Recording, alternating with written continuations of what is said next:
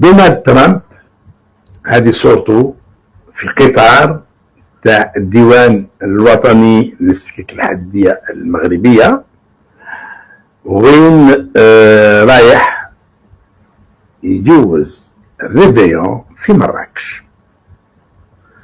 فوالا دونك لما رئيس الولايات المتحدة الأمريكية ولي في غضون الأسبوع الأول من شهر جونفي باش يستلم مقاليد الحكم ويروح يسكن في البيت الأبيض في واشنطن، لما رئيس أمريكا العظمى يجي يجوز الريفيون يحتفل بالعيد بالسنة الميلادية الجديدة في المغرب، هذا عنده وزن، عنده وزن وعنده معنى انه هناك علاقات امريكية مغربية في اوجها، في اوجها، وطبعا تزعج النظام الجزائري.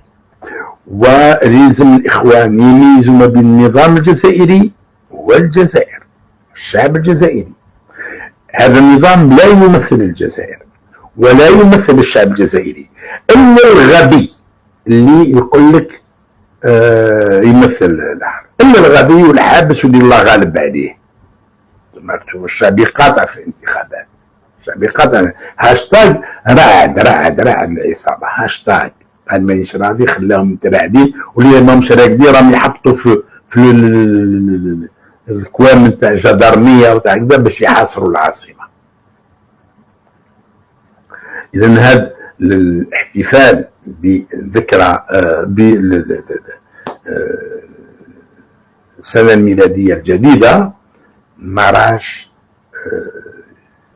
يعني نخلي النظام الجزائري دير نكسه على نكسه، النكسه تاع هذا المحور اللي تكلمنا عليه، نكسه تاع ترامب عاود رجع للحكم اللي كنا نقولوا عليه هذا مجرد تغريده، وضرب يروح يريفيوني في مراكش يا حبيبي. بزاف سي ترو.